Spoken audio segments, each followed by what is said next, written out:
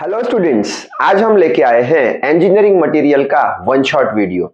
ये चैप्टर काफी हल्का फुल्का सा है और एग्जाम में हमें मैक्सिमम मार्क्स भी दिलवाता है। तो आज इस वीडियो में हम इस चैप्टर के सारे इंपॉर्टेंट क्वेश्चंस कवर करने वाले हैं और साथ ही साथ हमें एग्जाम में आंसर कैसे लिख के आना है और कितना लिख के आना है वो भी मैं यहाँ पे बोर्ड पे लिख दूंगा, जिससे करके हमें फुल मार्क्स मिल जाएंगे। So I hope you are ready with your pen and paper. So without wasting much time let us start this video. तो फर्स्ट इंपॉर्टेंट क्वेश्चन बोर्ड पे लिखा हुआ है, तो देख लेते हैं। फर्स्ट क्वेश्चन है explain different properties of engineering materials. तो यहाँ पे हमें ये जो इंजीनियरिंग मटेरियल्स है उनकी डिफरेंट डिफरेंट प्रॉपर्टीज के बारे में एक्सप्लेन करना है, जो कि बोर्ड पे मैंने लिखा हुआ है। तो शुरू करते हैं समझना। सबसे पहले इंजीनियरिंग मटेरियल्स यानी क्या? ऐसे मटेरियल्स जो कि फेरस हो या नॉन फेरस हो, मेटल्स हो या फिर नॉन मेटल्स हो, यानी कि सारे के सारे जितने भी मटेरियल्स है ऑलमोस्ट सबको हम इंजीनियरिंग मटेरियल बोल सकते हैं। अब क्या है फेरस, क्या है नॉन फेरस, ये सारी बातें हम इसके बाद देख लेंगे। तो अब ये जो मटेरियल्स है इंजीनियरिंग मटेरियल्स, उनकी कौन सी प्रॉपर्टी है? तो फर्स्ट प्रॉपर्टी यहाँ पे लिखी है मैंने, ये लिखा है हार्डनेस। तो मटेरियल के पास एक प्रॉपर्टी होती है जिसे हार्डनेस बोलते हैं। हार्डनेस यानी क्या, वो समझाने के लिए अगर मैं एक एग्जांपल देना चाहूं तो सपोज मेरे पास एक प्लेट है, कोई एक मटेरियल की प्लेट है। वो मटेरियल की प्लेट पे अगर मैं एक खील लेके वो प्लेट के अंदर ये खील को पेनिट्रेट कराने की कोशिश करूं और अगर खील पेनिट्रेट नहीं हो पा रही है, मैं यहाँ पे हथौड़ा मार रहा हूं लेकिन वो खील ये प्लेट के अंदर पेनिट्रेट नहीं हो पा रही है, तो हम बोल देंगे कि ये प्लेट के पास हार्डनेस की प्रॉपर्टी बहुत ही ज्यादा है। सिंपल मतलब समझ गए आप शायद से। तो पहले पढ़ लेते हैं। Property of material which resist the penetration, यानी पेनिट्रेशन को वो क्या करने वाला है? रेजिस्ट करने वाला है, पेनिट्रेशन होने देगा नहीं। क्यों? क्योंकि उसके पास हार्डनेस की प्रॉपर्टी है। ठीक है। सेकंड देख लेते हैं स्ट्रेंथ। अब स्ट्रेंथ यानी क्या, वो भी समझाने के लिए एक एग्जांपल ले लेते हैं। जैसे कि ब्रिजेस है, ब्रिजेस कंक्रीट मटेरियल के बने होते हैं। ब्रिजेस के ऊपर से बहुत सारे ट्रक, बसेस, कार पास होते रहते हैं। ठीक है।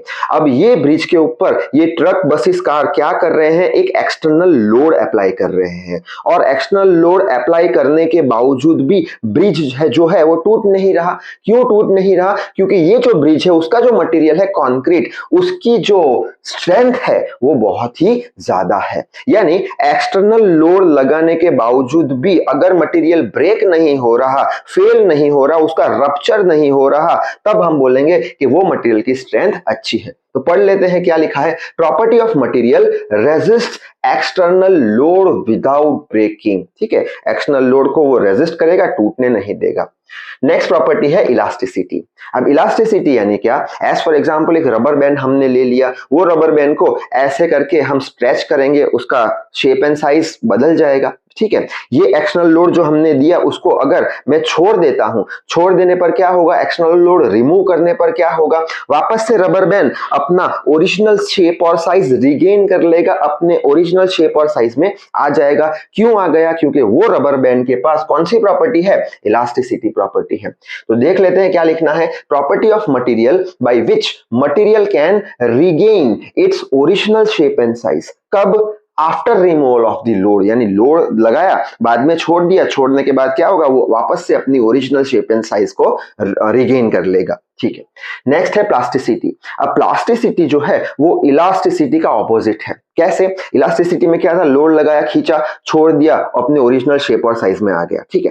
प्लास्टिसिटी यानी क्या? एज फॉर एग्जांपल च्युइंगम लिया या फिर आटा ले लिया, च्युइंगम को अगर ऐसे करके एक्सटर्नल लोड लगाया तो क्या होगा? च्युइंगम तो खींच जाएगा, लेकिन अगर लोड को रिमूव कर देते हैं तो क्या होगा? च्युइंगम वापस से अपनी ओरिजिनल शेप और साइज में आने वाला नहीं है, उसका परमानेंट डिफॉर्मेशन हो चुका होगा, यानी परमानेंटली उसका शेप और साइज बदल चुका होगा। क्यों? क्योंकि उसके पास कौन सी प्रॉपर्टी है? प्लास्टिसिटी प्रॉपर्टी है। तो देख लेते हैं क्या लिखना है। Property of material by which it can not regain its original shape and size. कब? After removal of the load, but it deforms permanently, permanent उसका डिफॉर्मेशन हो जाता है, शेप और साइज चेंज हो जाता है। नेक्स्ट है मैलिएबिलिटी। अब मैलिएबिलिटी यानी क्या? कि वो मटेरियल की ऐसी प्रॉपर्टी होती है जिससे करके मटेरियल को हम थिन शीट मेटल में कन्वर्ट कर सकते हैं। यानी ऐसी प्रॉपर्टी जिससे हम मटेरियल में से एक पतला जो पतरा आता है, पतला सा एकदम, उसमें हम कन्वर्ट कर सकते हैं। जैसे कि हो गया स्टील, या स्टेनलेस स्टील का इतना प्लेट ले लो, उसको हम दबाते दबाते उसको किस में कन्वर्ट कर सकते हैं, थिन शीट मेटल में कन्वर्ट कर सकते हैं। क्यों? क्योंकि उसके पास मेलिएबिलिटी की प्रॉपर्टी है। एज फॉर एग्जाम्पल, अगर हम ग्लास ले, ग्लास को अगर हम दबाए तो क्या हो जाएगा, वो तो टूट जाएगा, ठीक है। लेकिन जिस मटेरियल के पास मेलिएबिलिटी की प्रॉपर्टी है वो दबाने पर टूटेगा नहीं, लेकिन किस में कन्वर्ट हो जाएगा, थिन शीट मेटल में कन्वर्ट हो जाएगा और टूटेगा भी नहीं। तो यहाँ पे लिखा है property of material by which it can be converted into thin sheet metal without any failure या without any rupture, ठीक है। नेक्स्ट है डक्टिलिटी। मेलिएबिलिटी में क्या देखा था, मटेरियल की ऐसी प्रॉपर्टी है जिसके कारण मटेरियल थिन शीट मेटल में कन्वर्ट हो जाता है, जबकि डक्टिलिटी जो है मटेरियल की ऐसी प्रॉपर्टी है जिसके कारण मटेरियल जो है वो पतले वायर में कन्वर्ट हो जाता है, ठीक है। जैसे कि चौक ले ले, चौक को अगर हम खींचे तो क्या होगा, वो उसका डिफॉर्मेशन नहीं होगा, पतला वायर नहीं बनेगा, लेकिन वो टूट जाएगा। क्यों? क्योंकि उसके पास डक्टिलिटी नहीं है। जैसे कि कॉपर ले लिया, कॉपर को अगर हम खींचेंगे तो क्या होगा, वो पतले वायर में खींच जाएगा। क्यों? क्योंकि उसके पास डक्टिलिटी की प्रॉपर्टी है। मेलिएबिलिटी में क्या याद रखोगे, थिन शीट मेटल में कन्वर्ट हो जाएगा, टूटेगा नहीं। डक्टिलिटी में क्या याद रखोगे, मटेरियल जो है वो पतले वायर में कन्वर्ट हो जाएगा, टूटेगा नहीं। तो यहाँ पे लिखा है property of material by which it can be drawn या converted into a thin wire without any rupture, जैसे कि हो गया माइल्ड स्टील और कॉपर। नेक्स्ट है ब्रिटलनेस। अब ब्रिटलनेस यानी क्या, कि मटेरियल की ऐसी प्रॉपर्टी है जो मटेरियल को डिफॉर्म नहीं होने देती। अगर मटेरियल को हम डिफॉर्म करने गए, उसका शेप और साइज बदलने गए, तो वो तुरंत ही टूट जाएगा। जैसे कि हो गया चौक, चौक को अगर हम खींचते हैं तो खींचने वाला नहीं है, वो टूट ही जाएगा, उसका डिफॉर्मेशन भी नहीं होगा, शेप और साइज नहीं बदलेगा, लेकिन टूट जाएगा। तो ऐसी प्रॉपर्टी को हम ब्रिटलनेस बोलेंगे। जैसे कि हम दूसरा एग्जांपल ले ले ग्रेफाइट का, जो पेंसिल से जो हम लिखते हैं, जो बीच में काला काला भाग जो आता है, उसको भी अगर हम खींचे तो क्या होगा, उसका प्लास्टिक डिफॉर्मेशन नहीं होगा, उसका शेप और साइज चेंज नहीं होगा, बल्कि वो टूट जाएगा। क्यों? क्योंकि उसके पास ब्रिटलनेस की प्रॉपर्टी है। तो यहाँ पे लिखा है property of material by which without any deformation, deformation नहीं होने देगा, टूट ही जाएगा सीधा, इट ब्रेक्स। नेक्स्ट है टफनेस। तो property of material by which it can bend, twist, stretch without failure. Toughness यानी क्या, ऐसी प्रॉपर्टी मटेरियल की कि जिसके कारण हम वो मटेरियल को बेंड कर सकते हैं, उसको ट्विस्ट कर सकते हैं, उसको स्ट्रेच भी कर सकते हैं, तब भी वो टूटने वाला नहीं है। क्यों? क्योंकि उसके पास टफनेस की प्रॉपर्टी है। जैसे कि हो गया टायर, गाड़ी का जो टायर आता है, टायर को हम मोड़ सकते हैं, ट्विस्ट कर सकते हैं, स्ट्रेच भी कर सकते हैं, फिर भी वो टूटने वाला नहीं है, फेल होने वाला नहीं है, क्योंकि उसके पास टफनेस की प्रॉपर्टी है। नेक्स्ट है क्रिप। अब क्रिप यानी क्या, वापस से एग्जांपल लेके समझेंगे। जैसे कि एक इतना मोटा रबर का टुकड़ा हो गया, ये रबर के टुकड़े के ऊपर हमने कुछ 1 केजी का लोड लगा दिया, ठीक है। अब ये 1 केजी का लोड रख दिया, ये लोड हमने रख लिया, सपोज करते हैं 2 साल के लिए, बहुत ज्यादा समय के लिए हमने ये लोड रख दिया, तो क्या होगा, ये रबर के टुकड़े का डिफॉर्मेशन होता जाएगा, उसका शेप और साइज बदलता जाएगा, यानी ये रबर का टुकड़ा डिफॉर्म हो चुका है। अब अगर हम ये लोड को हटाते हैं 2 साल बाद, तो क्या होगा, तब भी ये रबर का टुकड़ा अपनी यही साइज या यही शेप लेने वाला है, यानी इसका परमानेंट डिफॉर्मेशन हो गया है, ठीक है। यानी क्रीप यानी क्या, कि बहुत ज्यादा समय तक अगर हम कांस्टेंट लोड रखते हैं कोई भी मटेरियल पे, तो वो मटेरियल का अगर परमानेंट डिफॉर्मेशन हो गया तो हम बोल देंगे उसके पास कौन सी प्रॉपर्टी है, उसके पास क्रीप की प्रॉपर्टी है। तो देख लेते हैं, due to this property plastic deformation takes place. Plastic deformation यानी परमानेंटली डिफॉर्म हो गया है, कब, due to constant load applied on it for long time, ठीक है। नेक्स्ट है फटीग। अब फटीग यानी क्या, due to repeating load, if material will not fail then its fatigue strength is good. अब ये समझ लेते हैं, जैसे कि हमारे पास एक कॉपर वायर हो गया, कॉपर वायर को मैंने ऐसे पकड़ा हुआ है और मैं ऐसे ऐसे कर रहा हूं, ऐसे ऐसे कर रहा हूं, इसका मतलब मैं ये कॉपर वायर को क्या दे रहा हूं, ये कॉपर वायर को मैं दे रहा हूं रिपीटिंग लोड्स, रिपीटिंग लोड दे रहा हूं, ऐसे ऐसे रिपीटिंग लोड दे रहा हूं। फिर भी अगर ये कॉपर का वायर नहीं टूटा, तो हम क्या बोल देंगे, वो कॉपर के वायर के पास उसका फटीग का जो स्ट्रेंथ है वो बहुत ही ज्यादा अच्छा है। जबकि चौक के केस में ऐसा करेंगे तो टूट जाएगा, उसका फटीग स्ट्रेंथ कम है, कॉपर में ज्यादा है। लास्ट देख लेते हैं स्टिफनेस। स्टिफनेस यानी क्या, वो मटेरियल की ऐसी प्रॉपर्टी होती है जिसके कारण मटेरियल को हम मोड़ नहीं पाते, बहुत मुश्किल होता है वो मटेरियल को बेंड करना। क्यों? क्योंकि उसके पास स्टिफनेस की प्रॉपर्टी है।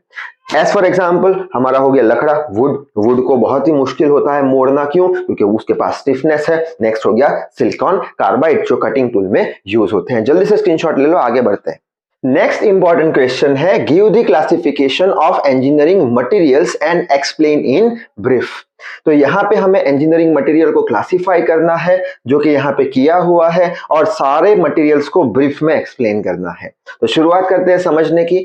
इंजीनियरिंग मटेरियल को बेसिकली दो पार्ट्स में कैटेगराइज किया गया होता है, क्लासिफाई किया गया होता है। पहला जो क्लासिफिकेशन है उसे बोलते हैं फेरस मटेरियल्स और दूसरा non ferrous materials. Ferrous materials यानी क्या, कि ऐसे मटेरियल जिसके अंदर आयन की मात्रा होती है। तो यहां पे लिखा है are those in which Fe यानी आयन कंटेंट इज प्रेजेंट। और नॉन फेरस यानी क्या, ऐसे मटेरियल जिसके अंदर आयन कंटेंट होगा नहीं, आयन की मात्रा होगी नहीं। अब फेरस में मटेरियल्स में आयन की मात्रा होती है, तो ऐसे कौन से मटेरियल है जिसमें आयन होता है? तो ऐसे मटेरियल होते हैं mild steel, cast iron, high carbon steel, white cast iron, बहुत सारे ऐसे होते हैं। यहाँ पे मैंने इतने ही लिखे, आप इतने लिखोगे तो आपको फुल मार्क्स मिल जाएंगे। अब ये सारे जो मटेरियल्स हैं जिसके अंदर आयन कंटेंट है उसे हम फेरस मेटल्स बोलेंगे। ठीक है, तो ये हो गए हमारे फेरस मेटल्स जिसके अंदर आयन की मात्रा होती है। और आयन की मात्रा कौन से मेटल्स में नहीं होती? तो गोल्ड हो गया, सिल्वर हो गया, उसके अंदर आयन की मात्रा होती नहीं, तो उसे हम बोल देंगे नॉन फेरस मेटल्स। ठीक है, आगे बढ़ते हैं। प्लास्टिक है, रबर है, लकड़ा है, इसके अंदर भी तो आयन की मात्रा नहीं होती, तो उसे हम मेटल्स नहीं बोलेंगे लेकिन मटेरियल्स बोल देंगे। तो ये सारे हो गए नॉन फेरस मटेरियल्स, इनके अंदर भी आयन की मात्रा नहीं होती, इसलिए इसे हम नॉन फेरस बोलते हैं। लेकिन ये मेटल्स नहीं है, इसलिए हम इसे मटेरियल्स बोलते हैं। ये सारे मेटल्स हैं जिसके अंदर आयन की मात्रा नहीं होती, तो इसे हम नॉन फेरस मेटल्स बोल देंगे। ठीक है, और भी 6 तरीके के क्लासिफिकेशन है। फर्स्ट देख लेते हैं मेटल्स एंड एलॉयज। मेटल्स यानी क्या, जितने भी नॉन फेरस मटेरियल्स हैं और फेरस मटेरियल्स है, जितने भी फेरस मटेरियल्स है और नॉन फेरस मटेरियल्स है, हमें ये कंसीडर करना नहीं है। क्यों? ये मटेरियल हो गया, ये मेटल हो गया। तो जितने भी नॉन फेरस मटेरियल्स हैं और फेरस मटेरियल्स है, विदाउट दिस, इसके अलावा जितने भी नॉन फेरस और फेरस मटेरियल्स है उसे हम क्या बोल देंगे? मेटल्स बोल देंगे। और अगर हम एक मेटल ले और दूसरी मेटल को मिक्स करें तो उससे जो बन के आएगा उसे हम एलॉय बोल देंगे। जैसे कि हमने कास्ट आयन एक मेटल ले लिया और गोल्ड एक मेटल ले लिया, इसे हमें देखना नहीं है। गोल्ड एक मेटल ले लिया, दोनों को हमने मिक्स किया, जो नया मटेरियल बन के आया, नया मेटल बन के आया, उसे हम एलॉय बोल देंगे। तो यहाँ पर लिखा है all non ferrous and ferrous materials are called metals when two different metals are mixed called alloy.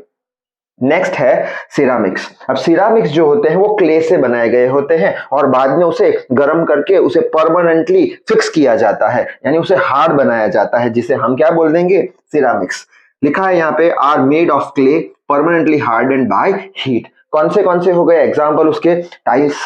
Next क्या हो गया? सीमेंट, जो कि परमानेंटली डिफॉर्म हो जाता है। ठीक है, और क्ले से बनाया गया होता है। नेक्स्ट है ऑर्गेनिक पॉलीमर्स। अब ऑर्गेनिक पॉलीमर जो होता है वो मटेरियल के अंदर मेन कंटेंट होता है, वो होता है कार्बन। जो मटेरियल है जिसके अंदर मेन कंटेंट कार्बन है उसे हम क्या बोल देंगे? Organic polymers. यहाँ पे लिखा है having carbon content as a backbone. Backbone यानी मेन कंटेंट। एग्जाम्पल है पीवीसी, पॉलीविनाइल क्लोराइड। नेक्स्ट है कंपोजाइट। कंपोजाइट यानी क्या? सपोज हमने एक मेटल लिया, दूसरा मेटल लिया, तीसरा मेटल लिया, वो सारे मेटल को कंबाइन करके हमने कुछ नया मेटल बनाया, तो उसे हम बोल देंगे composite. Are made with more than one metal. एक मेटल से ज्यादा अगर हम मेटल लेके कुछ बनाते हैं तो उसे कंपोजाइट बोलते हैं। नेक्स्ट है सेमीकंडक्टर। सेमीकंडक्टर एक ऐसा मटेरियल होता है जिसकी कंडक्टिविटी जो होती है, इलेक्ट्रिसिटी कंडक्ट करने की कैपेसिटी, कंडक्टिविटी जो होती है वो कंडक्टर और इंसुलेटर दोनों के बीच में होती है। एज फॉर एग्जाम्पल कॉपर का वायर है हमारे पास, वो कॉपर का वायर कंडक्टर है। क्यों? क्योंकि वो इलेक्ट्रिसिटी को मैक्सिमम कंडक्ट कर सकता है, जल्दी से इलेक्ट्रिसिटी पास करवा सकता है। दूसरा एक मटेरियल है हमारे पास रबर। रबर क्या करेगा? इलेक्ट्रिसिटी को पास होने देगा नहीं। ठीक है, यानी रबर क्या हो गया? इंसुलेटर, ये क्या हो गया, वायर हमारा कॉपर का कंडक्टर, कंडक्टर और इंसुलेटर। अब जो सेमीकंडक्टर है उसकी कंडक्टिविटी दोनों के बीच में होगी, यानी कि वो ज्यादा भी इलेक्ट्रिसिटी का कंडक्ट नहीं कर पाएगा और इलेक्ट्रिसिटी को रोक भी नहीं पाएगा, इसका मतलब ये हुआ। ठीक है, तो कंडक्टर्स, सेमीकंडक्टर्स यानी are those whose conductivity is present between conductor and insulator. अब उसके एग्जाम्पल कौन से हो गए, तो सिलिकॉन है, जर्मेनियम है, ये क्या है, सेमीकंडक्टर है, जिसकी कंडक्टिविटी क्या होगी, ज्यादा नहीं होगी, बहुत ज्यादा कंडक्टर जितनी, और जो इंसुलेटर है उससे इतना भी कम, वो इलेक्ट्रिसिटी को रोकेगा नहीं। आई होप आप समझ गए होंगे। नेक्स्ट है बायोमटेरियल्स। बायोमटेरियल्स जो होते हैं वो ग्लास, सिरामिक्स और लिविंग सेल्स एंड टिश्यू से बनाए गए होते हैं। जल्दी से स्क्रीनशॉट ले लो। नेक्स्ट देखते हैं, यहाँ पे कुछ मेटल्स के नाम लिख के रखे हैं या मटेरियल्स के नाम लिख के रखने हैं, जिसके बारे में हमें ब्रीफ में एक्सप्लेन करना है। एग्जाम में हमको पूछ लेंगे what is mild steel, medium carbon steel, high carbon steel, तो हमें क्या लिखना है वो यहाँ पे लिखा है। तो देख लेते हैं एक एक करके। माइल्ड स्टील, माइल्ड स्टील जो होता है उसके पास कार्बन कंटेंट कितना होता है, 0.15 से लेके 0.25% तक, यानी बहुत ही कम कार्बन कंटेंट इसके पास होता है, जिसके कारण वो बहुत ही कम स्ट्रांग होता है। उसका स्ट्रांगनेस जो है वो बहुत कम होता है। क्यों, जितना कार्बन का परसेंटेज ज्यादा मटेरियल के अंदर उतना मटेरियल स्ट्रांग। यहाँ पे कार्बन कंटेंट कम है तो वो स्ट्रांग इतना है नहीं। और ये जो माइल्ड स्टील है उसकी वेल्डेबिलिटी अच्छी होती है, तो लिखा है हैव गुड वेल्डेबिलिटी। वेल्डेबिलिटी यानी क्या, कि दो हमने माइल्ड स्टील की प्लेट ली और दोनों के बीच में हमने वेल्डिंग किया तो आसानी से वो वेल्ड हो जाएगा, जिसे हम बोल देंगे वेल्डेबिलिटी उसकी अच्छी है। और प्रोडक्शन कॉस्ट जो है इसका बहुत ही कम आता है। नेक्स्ट है मीडियम कार्बन स्टील। अब मीडियम कार्बन स्टील जो है उसके अंदर कार्बन के जो परसेंटेज है, कार्बन के जो कंटेंट है वो इससे ज्यादा होते हैं, यानी इसमें ज्यादा कार्बन कंटेंट आया तो इसकी स्ट्रेंथ भी बढ़ गई, कार्बन पे डिपेंड करता है। तो लिखा है strength of this material is good, लेकिन इसकी वेल्डेबिलिटी बहुत ही कम होती है, यानी उसको आसानी से हम वेल्ड कर सकते नहीं। किसको, मीडियम कार्बन स्टील को। नेक्स्ट है हाई कार्बन स्टील। अब हाई कार्बन स्टील में जो कार्बन के परसेंटेज होते हैं वो इससे भी ज्यादा होते हैं। ठीक है, so this material gets hard and tough by heat treatment. अब यहाँ पे कार्बन परसेंटेज ज्यादा है, यानी हार्डनेस तो है, टफनेस तो है, लेकिन और ज्यादा उसको हार्ड और टफ बनाने के लिए हमें क्या करना पड़ेगा, इसके हीट ट्रीटमेंट प्रोसेस करना पड़ेगा। और इसकी वेल्डेबिलिटी बहुत ही कम होती है, यानी आसानी से हम इसे वेल्ड कर नहीं पाते इसकी कंपेयर में। अब यहाँ पे एक वर्ड लिखा है हीट ट्रीटमेंट। अगर आप मैकेनिकल ब्रांच से बिलोंग करते हो तो आपके अपकमिंग सेमेस्टर में हीट ट्रीटमेंट प्रोसेस क्या है, कौन सी है, वो सारी बातें आप पढ़ोगे। लेकिन फिलहाल तो हमें याद रखना है कि ये जो हाई कार्बन स्टील है वो बहुत ही ज्यादा टफ हार्ड होते हैं। क्यों, क्योंकि उसमें कार्बन परसेंटेज ज्यादा होता है और उसकी और स्ट्रेंथ अगर हमें बढ़ानी है तो उसके ऊपर हमें कुछ हीट ट्रीटमेंट प्रोसेस करनी पड़ेगी और उसकी वेल्डेबिलिटी जो है बहुत ही कम होती है। नेक्स्ट है कास्ट आयरन। अब कास्ट आयरन में जो कार्बन परसेंटेज है वो इससे भी ज्यादा होते हैं। ठीक है, और इसका प्रोडक्शन कॉस्ट होता है बहुत ही कम होता है। और कास्ट आयरन को हम रेलवे ट्रैक्स बनाने के लिए यूज करते हैं। जो भी रेलवे ट्रैक्स होते हैं उसमें कौन सा मटेरियल यूज किया जाता है, कास्ट आयरन का। ठीक है, कास्ट आयरन कैसे बनाया जाता है, अगर छोटा सा एग्जांपल दूं तो आयरन को हम क्या करेंगे, मेल्ट कर देंगे हाई टेम्परेचर पे, बाद में वो पिघल जाएगा। वो पिघला हुआ आयरन हम क्या करेंगे, एक सांचा ले लेंगे, सांचे के अंदर हम भर देंगे, ठंडा होने के बाद उसका कुछ शेप आ जाएगा, यानी वो जो शेप बन गया उसको हम बोल देंगे कास्ट आयरन, कास्टिंग किया है उसका हमने। ठीक है, नेक्स्ट है titanium alloys. Titanium and it's alloys having low density, density बहुत कम है, उसकी स्ट्रेंथ बहुत ज्यादा है and high strength and very high melting point, यानी बहुत ही ज्यादा हाई मेल्टिंग पॉइंट है, यानी उसे बहुत ज्यादा गर्म करेंगे, बहुत ज्यादा, तब जाके वो पिघलना शुरू करेगा। Also they can easily machined and forged. अब ये जो टाइटेनियम एलॉय है उसका मशीनिंग हम आसानी से कर सकते हैं। मशीनिंग यानी क्या, उसे कट आसानी से कर सकते हैं। फॉर्ज्ड यानी क्या, उसको हम हथौड़े से ऐसे करके मार सकते हैं और उसका शेप भी बदल सकते हैं, जिसे हम बोल देंगे फॉर्ज्ड।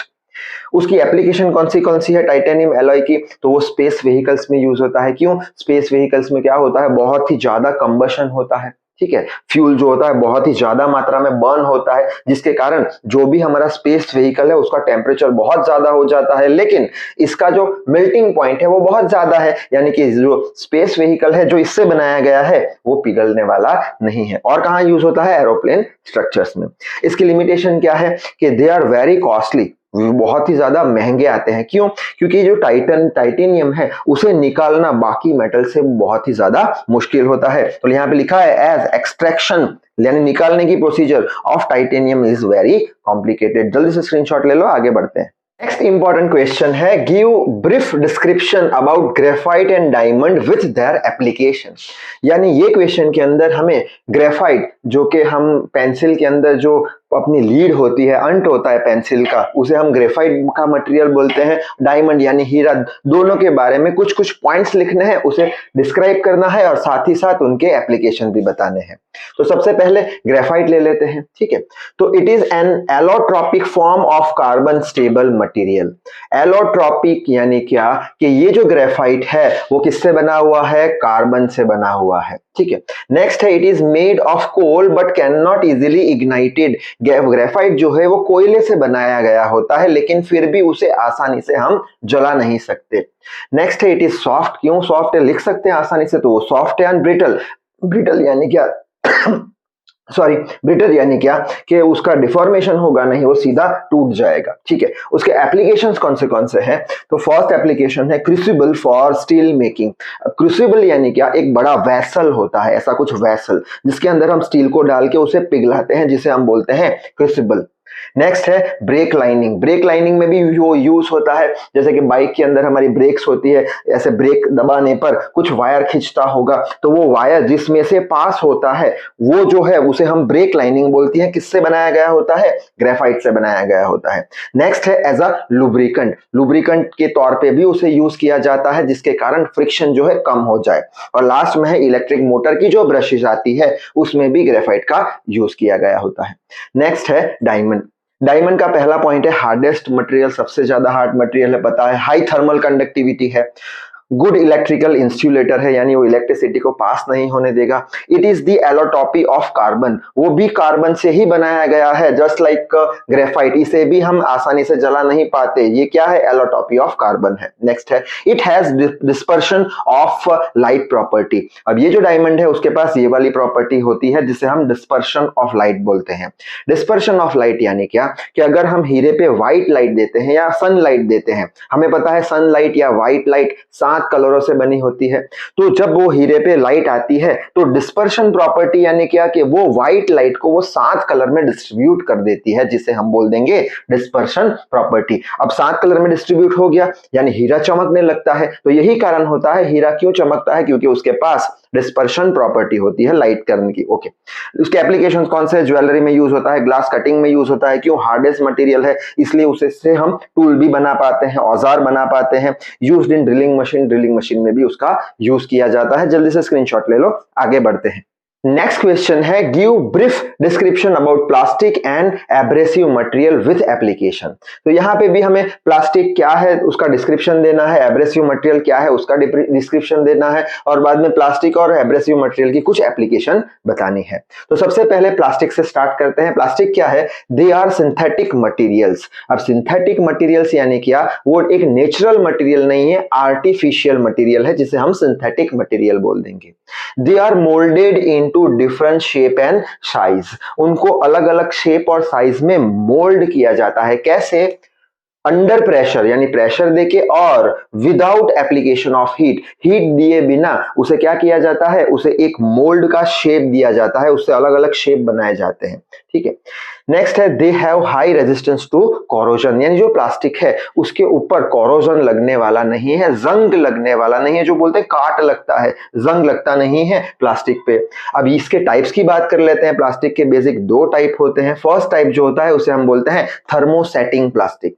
थर्मोसेटिंग प्लास्टिक यानी क्या कि एक बार वो प्लास्टिक सेट कर दिया, हम क्या करते हैं? प्लास्टिक को मोल्ड करते हैं, उसको एक शेप देते हैं प्रेशर अप्लाई करके। एक बार उसका शेप सेट हो गया, बाद में अगर हमें उसका शेप बदलना है तो कितनी भी हीट दे दे उसका शेप बदलने वाला नहीं है, क्योंकि वो सेट हो गया है, जिसे हम बोल देंगे थर्मोसेटिंग प्लास्टिक। तो क्या लिखना है? वंस कूल्ड, एक बार मोल्ड हो गया, ठंडा हो गया, then its shape never changes. Example कौन से हैं? बेकेलाइट। बेकेलाइट यानी प्रेशर कुकर के जो हैंडल आते हैं ब्लैक कलर के, वो क्या है, थर्मोसेटिंग प्लास्टिक है। फ्यूज मटेरियल्स, जो फ्यूज का हम यूज करते हैं, फ्यूज की जो बॉडी होती है उसे हम कितना भी गर्म करें उसका शेप हम चेंज कर नहीं पाते, क्योंकि वो किससे बने होते हैं, थर्मोसेटिंग प्लास्टिक, यानी प्लास्टिक से बने होते हैं, उसका एक टाइप होता है थर्मोसेटिंग। ठीक है, नेक्स्ट प्लास्टिक का जो टाइप है वो है थर्मोप्लास्टिक। थर्मोप्लास्टिक इसका ऑपोजिट है, इसका ऑपोजिट है। थर्मोप्लास्टिक यानी क्या कि एक बार उसे मोल्ड कर दिया हमने हाई प्रेशर पे, उसका कुछ शेप आ गया, अब अगर हमें ये शेप को चेंज करना है तो हम अगर उसे हीट सप्लाई करेंगे तो उसका शेप हम बदल भी सकेंगे, जिसे हम बोल देंगे थर्मोप्लास्टिक। तो लिखना क्या है, वंस कूल्ड, एक बार मोल्ड होकर ठंडा हो गया, then by supplying heat it can change it shape. अब इसके एप्लीकेशन कौन से हैं, तो हाउस होल्ड एप्लीकेशंस इसके होते हैं, ऑटोमोबाइल के पार्ट भी प्लास्टिक से बनाए जाते हैं। नेक्स्ट है एब्रेसिव मटेरियल। एब्रेसिव मटेरियल क्या है, they are hard non metallic, वो बहुत ही ज्यादा हार्ड होते हैं और नॉन मेटालिक होते हैं, यानी मेटल्स होते नहीं है। Sharp aged and irregular shape, उसकी जो एज होती है बहुत ही ज्यादा शार्प होती है और वो इरेग्युलर शेप के होते हैं, छोटे छोटे पार्टिकल के फॉर्म में होते हैं। एज फॉर एग्जांपल, हमने एमरी पेपर, कांच पेपर के बारे में सुना होगा। ऐसा कुछ पेपर आता है जिससे हम दीवार घसते हैं, ठीक है, पेंटिंग के टाइम। तो वो दीवार घस क्यों जाती है, क्योंकि वो जो पेपर होता है उसके ऊपर छोटे छोटे पार्टिकल होते हैं जो नॉन मेटालिक होते हैं, जो इरेग्युलर शेप के होते हैं, जिसकी एज बहुत ही ज्यादा नोकीली होते हैं, जिसे हम एब्रेसिव मटेरियल बोलते हैं। ठीक है, इस किसके लिए यूज होता है, materials are use to remove small amount of materials by cutting action, यानी ऐसे जब घिसते हैं तब क्या होता है, small amount of material remove हो जाता है। नेक्स्ट है, it may be used in bounded form, जैसे कि हो गया diamond. It may be used in free form, जैसे कि हो गया ग्राइंडिंग व्हील। अब ग्राइंडिंग व्हील जब घूमता है तब उसके ऊपर हम कुछ भी घिस सकते हैं टूल को, क्यों, मटेरियल रिमूव होता है, क्योंकि वो जो ग्राइंडिंग व्हील है उसके ऊपर छोटे छोटे एब्रेसिव पार्टिकल होते हैं फ्री फॉर्म में, ठीक है, जो कटिंग एक्शन से मटेरियल को रिमूव करते हैं। इसके एप्लीकेशंस कहां कहां पे हैं, ग्राइंडिंग व्हील्स में देख लिया, एमरी पेपर जो अभी हमने डिस्कस किया। इसके एग्जांपल्स कौन से हैं, तो एक हो गया एल्यूमिनियम, सिलिकॉन कार्बाइड हो गया, क्यूबिक बोरोन नाइट्राइड हो गया और डायमंड। जल्दी से स्क्रीनशॉट ले लो, आगे बढ़ते हैं। नेक्स्ट क्वेश्चन है, give brief description about glasses and timber with their application. Glass क्या है उसके बारे में ब्रीफ में एक्सप्लेन करना है, टिम्बर क्या है उसके बारे में ब्रीफ में एक्सप्लेन करना है और दोनों के एप्लीकेशन बताने हैं। तो सबसे पहले ग्लास का चालू कर लेते हैं। ग्लास क्या है, it is a super cool amorphous material. Super cool amorphous material यानी क्या कि ऐसा मटेरियल जिसमें बहुत ही लंबी चेन होती है क्रिस्टल की। तो ऐसा मटेरियल जिसमें क्रिस्टल की बहुत लंबी चेन होती है क्रिस्टल की, उसे हम क्या बोल देंगे, सुपर एमोरफस मटेरियल। नेक्स्ट है, it consist of more than 50% silica calcium potassium and sodium. इसमें 50% से ज्यादा ये सारे कंटेंट होते हैं जो हमें याद रखने हैं। नेक्स्ट है इसके एप्लीकेशंस, किसके, ग्लासेस के कहां पे यूज होते हैं, विंडोज में यूज होते हैं, कंटेनर में यूज होते हैं, लाइटिंग इंस्ट्रूमेंट में यूज होते हैं, कुकवेयर यानी रसोई में जो हम बनाते हैं कुकर वगैरह उसमें भी ये यूज होता है। इसके 3 टाइप्स होते हैं, basic soda lime glass, lead alkali glass और बोरोसिलिकेट ग्लास। ठीक है, अब ये तीनों ग्लास में से जिस तरीके की हमारी एप्लीकेशन होगी उस तरीके से हमें ग्लास को सिलेक्ट करेंगे। तो यहाँ पे लिखा है as per requirement we can select the types of glass.